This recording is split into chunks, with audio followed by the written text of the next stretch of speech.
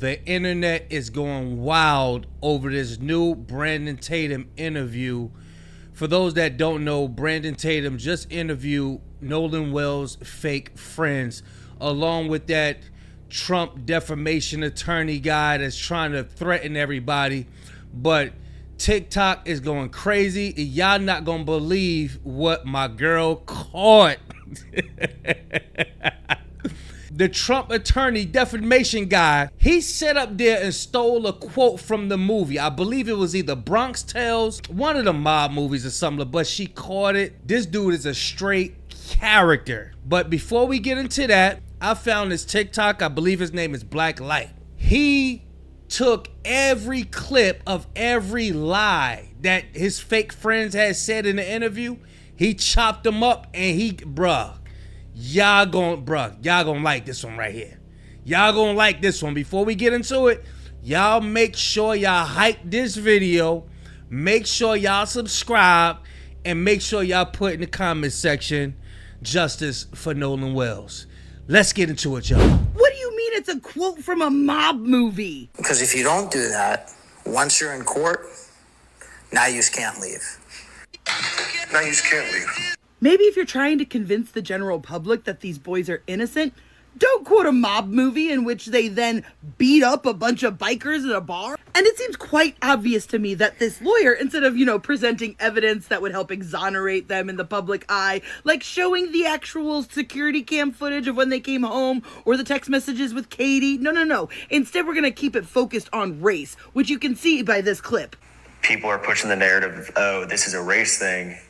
Well, obviously it's not. I mean, this is like a brother to us. I mean, Nolan's no different than anyone else in our group. I think it's so criminal that they took something so anti-racist and flipped it into something super racist. Like they took, this is the definition of anti-racism. I mean, that we did not look at Nolan any different than I looked at him, or even you. Okay, first off, that even you was wild. It's quite clear from that sentence that Jax has never had an actual conversation about racism in his entire life. I was friends with a black person. That's the most anti-racist anybody's ever been. This situation was the most unracist thing that's ever existed. It's the media. They're the ones making this racist. No, you don't understand what that means. It means your story doesn't hold water, and when people called you out on it and called out the investigation on not even investigating, that is systematic racism. It's very, very clear to me that the lawyer is the one telling them to keep the focus on race. Because you can see the lawyer and the gears in his head turning and nodding and agreeing along with all of the racial stuff. And you can see him kind of being like, yeah, okay, that's what I'm saying, yeah.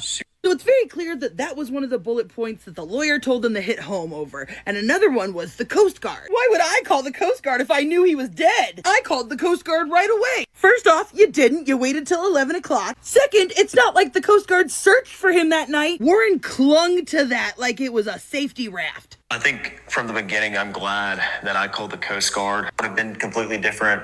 I'm glad I called the Coast Guard. It's like, I'm sorry, Warren, but it's actually way more suspicious that you called the Coast Guard. Because first, you didn't want to call the Coast Guard when you guys were sinking. And then for some reason, you assumed that Nolan was still out on the island at 11 o'clock at night. Why wouldn't you assume that he came back with the person he was supposed to come back with and something happened to him in transit? Because no reasonable person would think that he was still out on the island, in my opinion. So in Tatum's interview with Trayston said Wyatt's name, then he apologized like he wasn't supposed to say.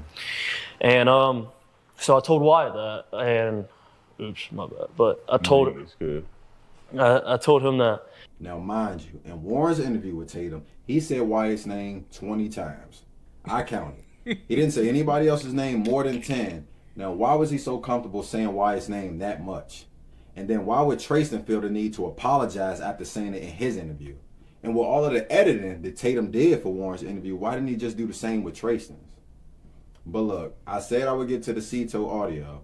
So one of the things that stood out to me about that is when the dispatcher asked them how many people was on board, I think it took him a while to answer because he was trying to figure out if they should include Nolan or not.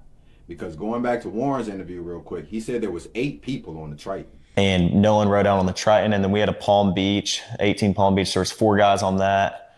There was like 8 people on the Triton. But in the Cito call, Wyatt said there was 7 people. Is there a living person, someone breathing on the boat? Is there anybody on the boat? Yes, there's lots of people breathing on the boat. All right, how many people, sir? Like 7. Just happened to be one less person. And the coordinates that Wyatt gave Cito puts him just off the coast of the island, which makes me wonder, if you was that close to the island, why wouldn't you just try going back to where you was so you don't got to travel as far and you could get more help? And I'm also curious, exactly what time was the call to Cito made? And why did the full audio from the call take so long to be released? And why was different media outlets putting out different clips of it instead of the full thing? Officer Race Batum Tatum just did this sequel interview with now 4 boys on it instead. And I don't know if this makes things much better. Oh, this is a bunch of white guys that killed a black guy. Nobody said you guys did anything. We're just saying that you lawyered up the day after all of this and you deleted all your social media accounts. That just seems sus. I also want to say, I think it's so criminal that they took something so anti-racist and flipped it into something super racist. No, we did not flip this into a racist thing. It's the way your entire town has handled this and treated the mother and the way the system has treated this, which makes it a racist thing. Why would we call Cito if we have a dead body on the boat? Why would we call the Coast Guard? Why would you cancel Cito and the Coast Guard is the real question.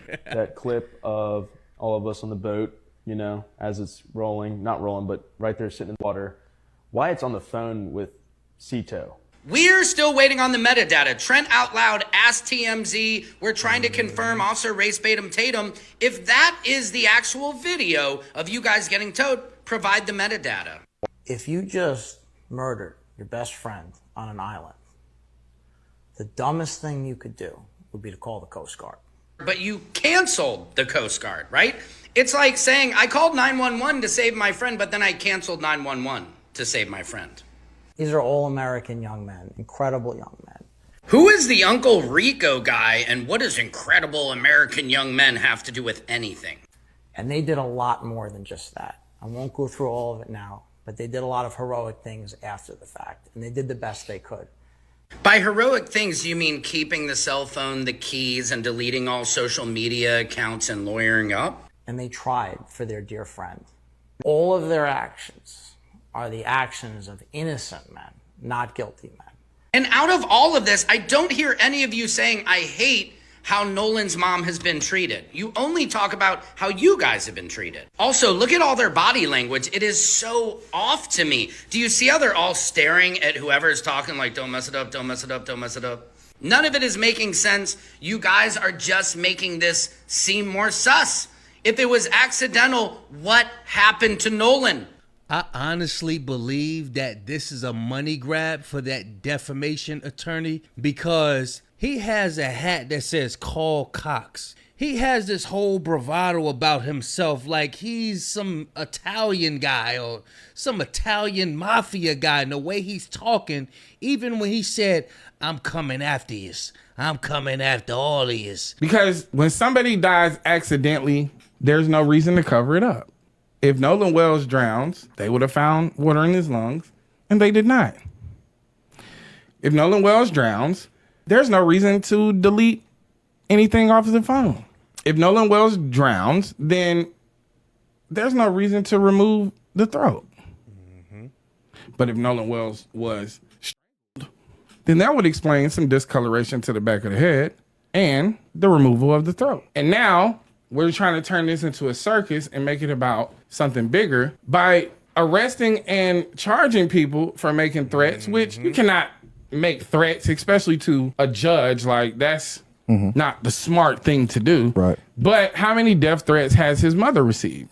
And who's been arrested in doing that? How long has this case gone on and still nobody has been charged and arrested? Yet we have several people that are suspected of knowing. We have a young lady, Katie, who is updating moment to moment her day that day via Snapchat to alleviate herself of any wrongdoing. And then we have this new audio where people are saying, is he dead? Can we cover it up? Nolan, get up. We have a young man on the phone saying we're members. Is that a code word? We don't know. They're members. They're members. We have a membership. How far is, oh, we're sinking.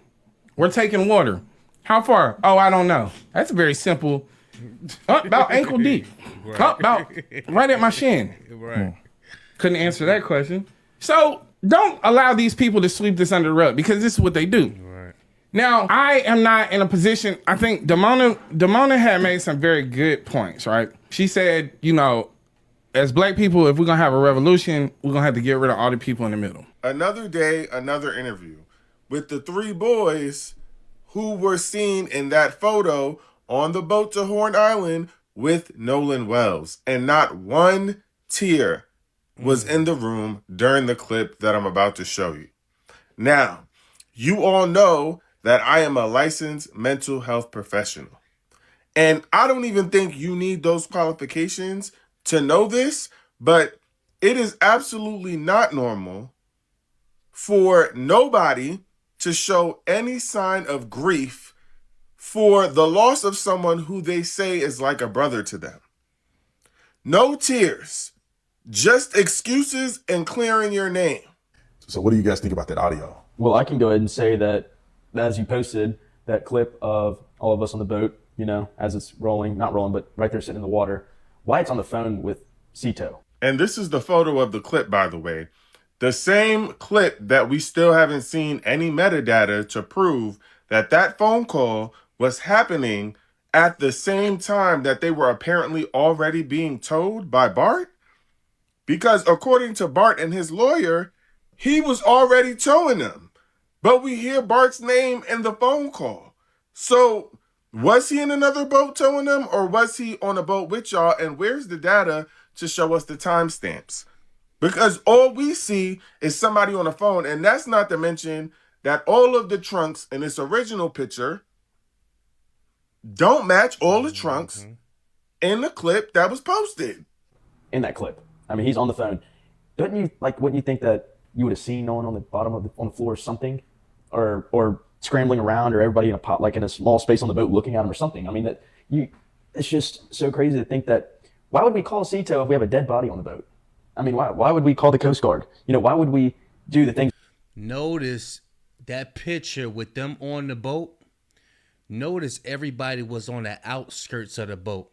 We did if we know we killed somebody. I mean, the simple answer to that question is because that's what people do when they're trying to cover something up.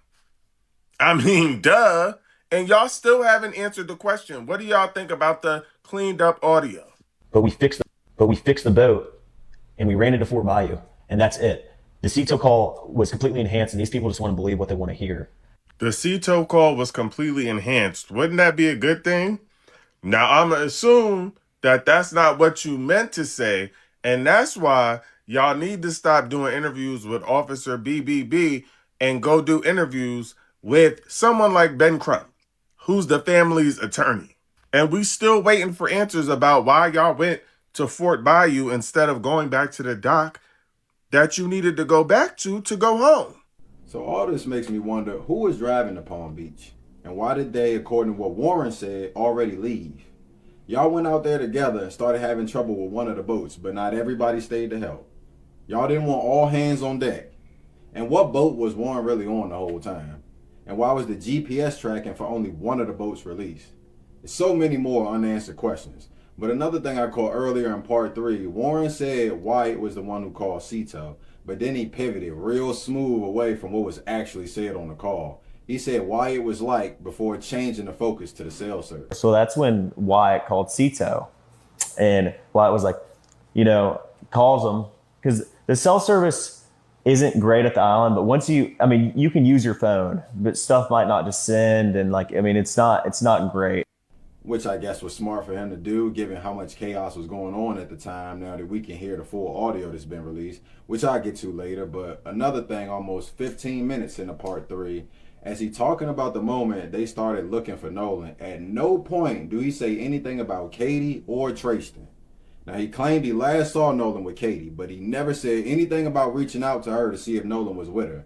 And that's interesting to me, considering how in Tatum's interview with Trayston, almost 13 minutes in, Trayston said, Warren gets on the phone and he's just like, hey man, he was like, hey, have you talked to Nolan? Anything else? I was like, no, I haven't talked to him, man. He was with that girl last time I knew.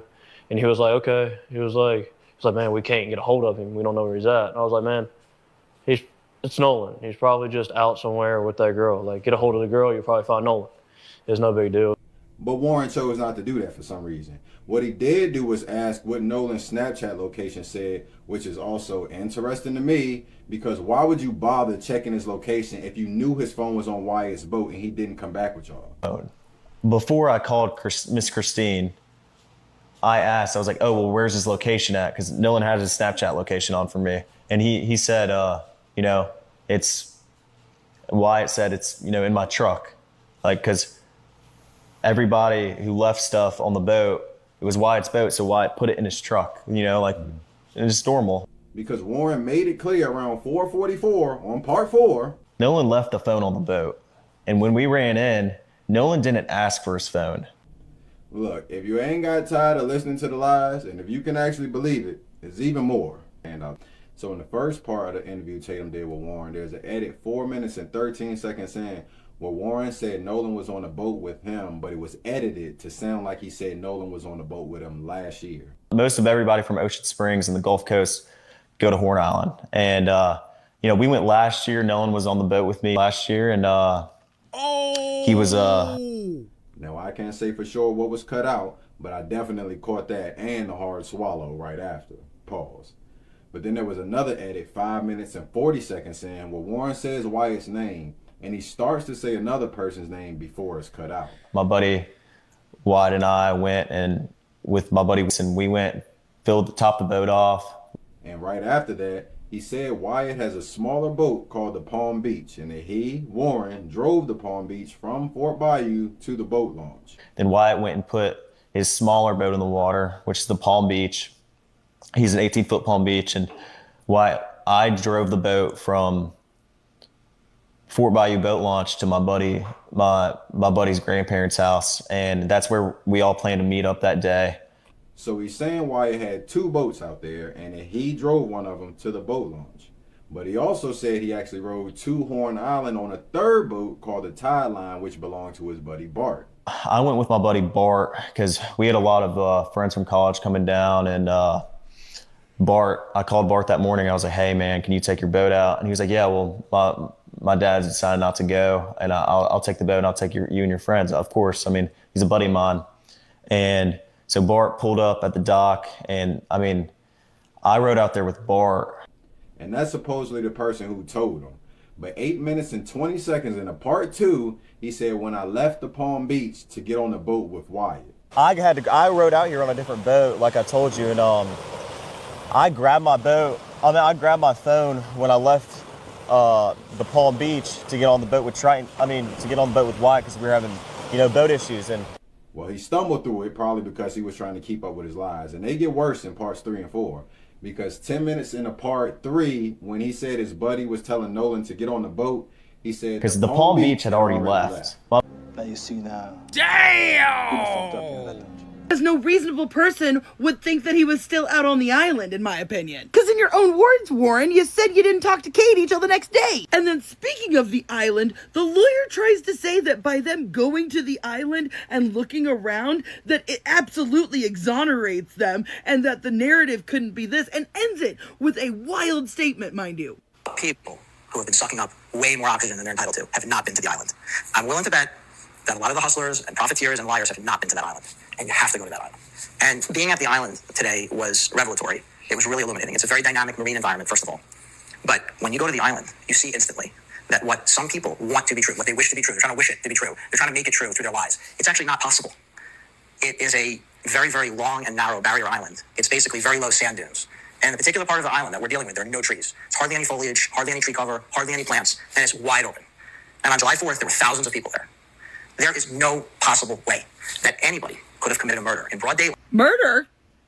Who's saying anything about a murder? Most of us are under the assumption that an accident happened and they covered it up. All of this stuff that they keep trying to point to as evidence that they didn't do anything to him are not actually evidence. You know what is evidence? The security cam footage. Explain to us why the grandfather was the one who canceled the CETO. How about that? And what I see is just a complete lack of responsibility with these boys, because listen to this phrasing. I wish we would have never, like, I think about this every day. Like, I wish we would have never went out on the 4th of July because I know this wouldn't have happened. You see, instead of saying, I should have made sure my friend got home safely, they said, I wish we had never gone out. And I have to admit, my little antennas buzzed a little when it sounded like he was going to say, I knew this was going to happen, right? That seems like what he was going to say. It wasn't, maybe we shouldn't have been underage drinking. They literally say, we did everything right. I mean, there's not much I would change from my point of view and my friend's point of view. I think we did everything right, and I know we did nothing wrong. Those are not the words of somebody who lost their brother, their best friend, a month ago. And I lost one of my closest friends in a non-suspicious way. I blamed myself, even though I hadn't even physically seen her in a couple of years. And for those of you guys saying that Jax is the one that people should press, I fully disagree. He is the one that I think is the scariest out of these interviews.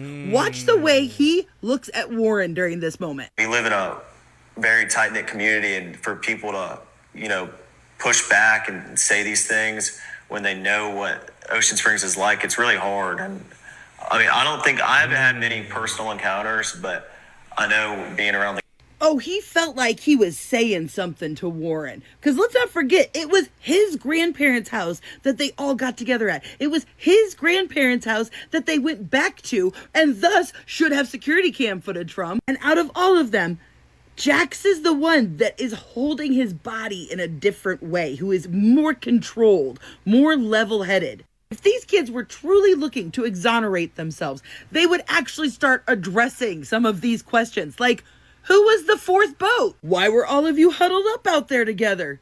Who drove the fucking Palm Beach? But what I want to know is, when did they tell Nolan to get on the boat? Because it seemed to me, from what you said, that this happened around the time that the boat was having trouble. They claim they last saw Nolan alive at 3, and the call that was made about the boat sinking and needing to be towed was at 4.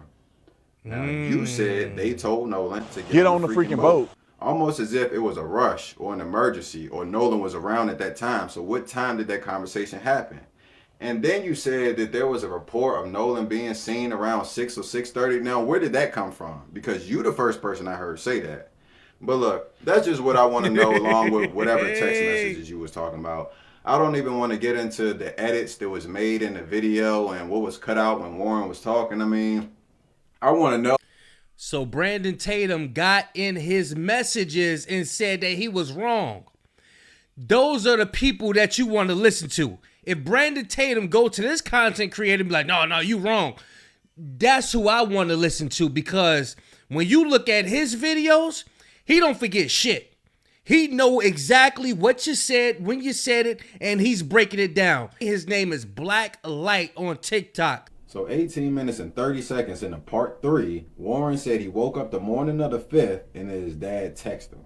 I wake up the next day at about 7:30, and my dad had texted me, because obviously Nolan's photo was all over Facebook. But 20 seconds later, he said his stepdad walked in the room. Next day, I woke up and my stepdad walked to my room and he said, hey, have they heard anything about Nolan? What's going on? So how did he really wake up? Because 8 minutes and 20 seconds into part 4, he said he woke up that morning to a text from Nolan's mom. I woke up to a text the next morning that Miss Christina texted me, and she said, hey, Nolan's dad's there, is there at my buddy's house to pick up the keys. So he clearly can't keep up with his lies. But then this what really set me off about the interview. It was 6 minutes and 20 seconds into part 4. He basically called Nolan's mom a liar. Nolan's mom said she had to track his phone using Life 360. But Warren said he told her on the phone that they had Nolan's phone. I mean, I told Miss Christine that we had his phone and he had left it in our possession on the boat. When did you? Miss Christine is Nolan's mom. Correct. When did you talk to her about that? When I was on, no, I didn't talk to her once. It was 12:30. I mean, I might have texted her a couple times and talked briefly about a couple things, but I told her on the phone before I called the Coast Guard that we had Nolan's phone. So now I'm wondering even more why Nolan's mom has never said whose house his phone was actually at. But if y'all remember, Nolan's mom said his phone and his car was at 2 separate locations. She received the phone from that parent, and then we met up where his car was, which was at a separate location. Warren made it seem like Nolan's car and phone was at the same house because he said he was there at his buddy's house where they all stayed the night before when the phone was handed over. So I went back to my buddy's house that I stayed the night before, where we all met up, and stayed together the night before. Nolan's car was at my buddy's house where we stayed at. So of course he left his keys there. But his phone, he was drinking. Was there a struggle over it, or did you guys hand it over? Just handed it over. We didn't think anything of it. She asked for Nolan's phone. We knew they were close friends with, the Wells family, and my buddy went out to his truck and handed the phone over. No complications, no issue, nothing. He took forever lying about that part of the story, so I had to edit a few clips together. But that brings me to my last point with these interviews. Damn, boy, man. Shout out to that brother right there, man. Black Light. When I seen that, I said, yo, I gotta react to this and share it with y'all, because I don't think nobody got that technical in matching up the lies. And I don't know why the hell they are letting him do these damn interviews. And he's stuttering and he's all over the place. Y'all remember Nolan Wells' friend, the black one who did the interview with TMZ. Remember, he said that they were on substances. Like, yo, this is what they do. Then I'm looking at certain people's facial features. I'm like, and then you stuttering like, you can't keep up. I'm like, okay, I see who's on the substances, allegedly. But y'all get in the comment section. Y'all let me know what y'all think about these new interviews. Remember, that was just part 1. There is more to come. So, are they going to be telling on themselves? And like I said before, if y'all ain't got nothing to do with it, and it was the other 2 who's not in the interview, y'all need to go ahead and just snitch on them, because we trying to get justice for Nolan. But y'all get in the comment section. Y'all let me know what y'all think about the video. Make sure y'all hype this video and make sure y'all subscribing. Big Kish signing out. I'm going, y'all.